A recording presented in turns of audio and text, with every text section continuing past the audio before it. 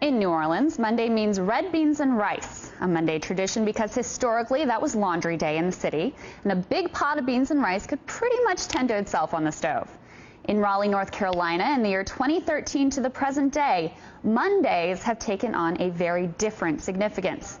They became known as Moral Mondays, a day of protest outside the state capitol as the Republican-controlled legislature limited reproductive rights, made it harder for folks to vote, and denied health care to some of its most vulnerable citizens, among other acts of what many consider legislative overreach. And now it looks like the Moral Monday protest movement that civil rights groups launched nearly a year ago in North Carolina is spreading across the Deep South. This week's demonstrations outside state houses in Atlanta, Georgia, and Columbia, South Carolina, in protest against those states' refusal to accept federal money to expand Medicaid. Our lives matter!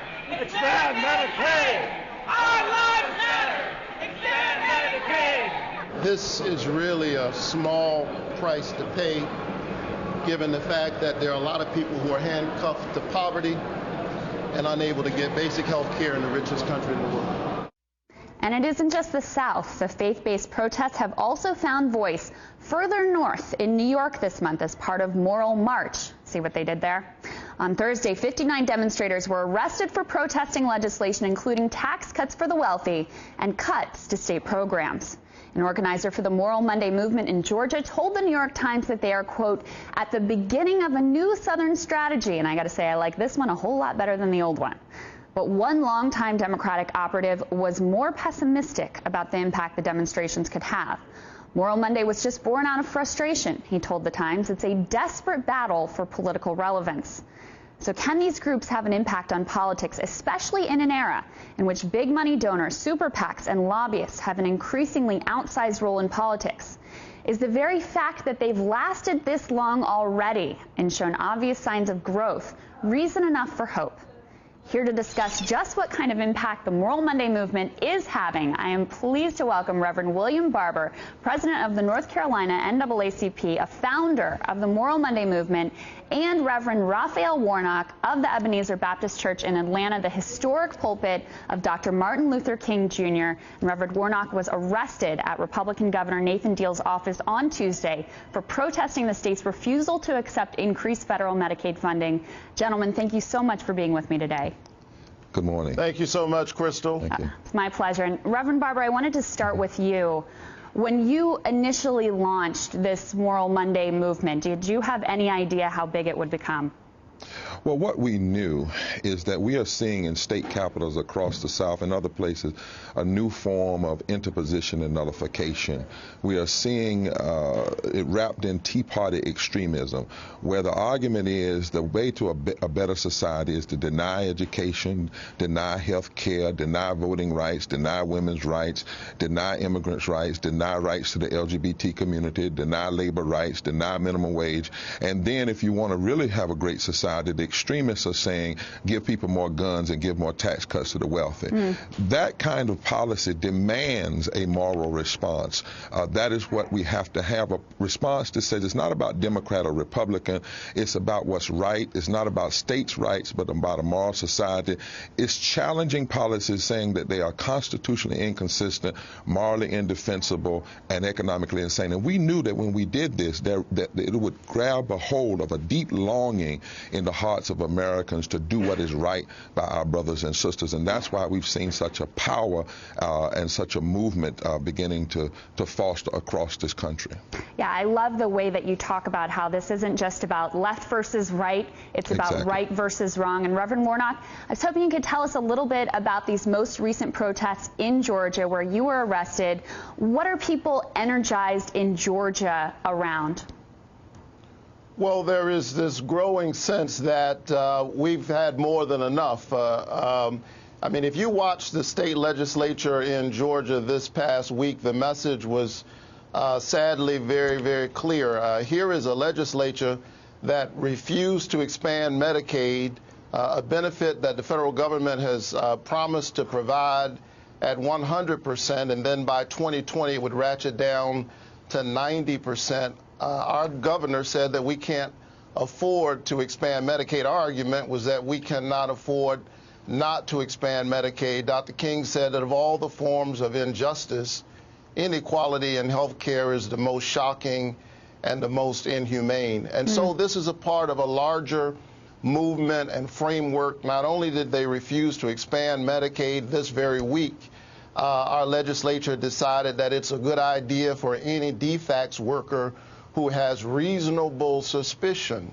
to require recipients of food stamps, 53,000 of whom, by the way, are military personnel, active and veterans, to get a drug test and to pay for that drug test. In addition to that, the legislature decided that it is a crime for any state employee to help people connect to the Affordable Care Act. And so the message, it seems to me, is that it is against the law to be a poor person in the state of Georgia, and if you help people to access the ladders of opportunity that lift people into the middle class, you are guilty of aiding and abetting poor people in their crime of being poor.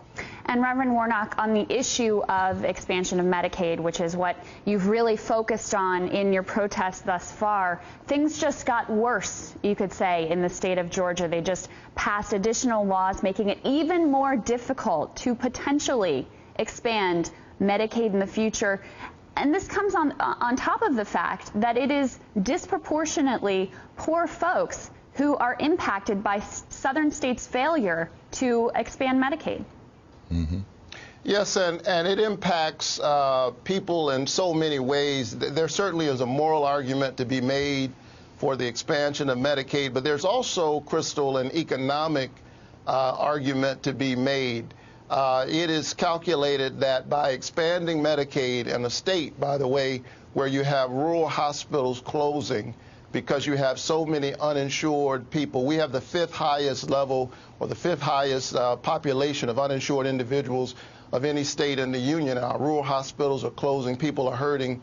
This expansion of Medicaid would not only provide care to those who need it, it would produce some 56,000 new jobs, generate $65 to $70 billion of new economic activity in the state of Georgia. And so in the name of ideology, a kind of myopic and mean-spirited politics, we've decided to put a stranglehold on the Georgia economy. We can do better than this. And Reverend Barber, what do you see as having been the greatest impact thus far in North Carolina of the Moral Monday movement? Because we can look at the Republican governor, Pat McCrory's job approval ratings, and see that they have precipitously declined since the Moral Monday movement started. What would you say has been the greatest impact?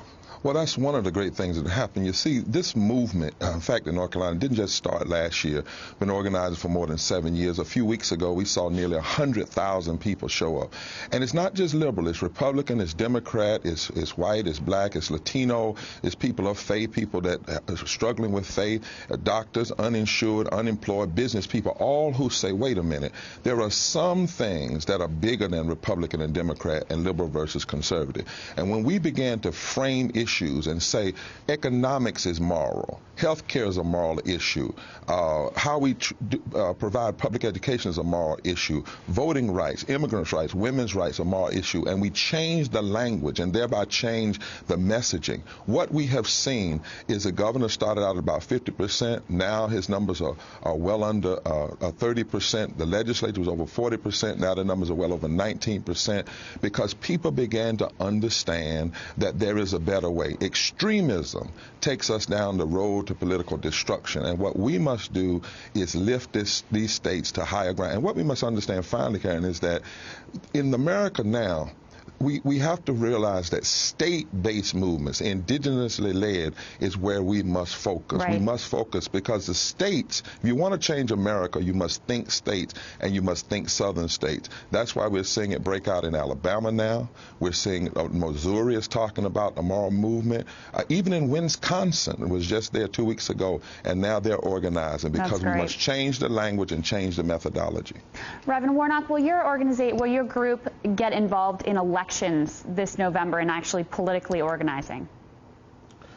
Well, the right to vote is preservative of all other rights, and certainly we will be engaged in registering people to vote.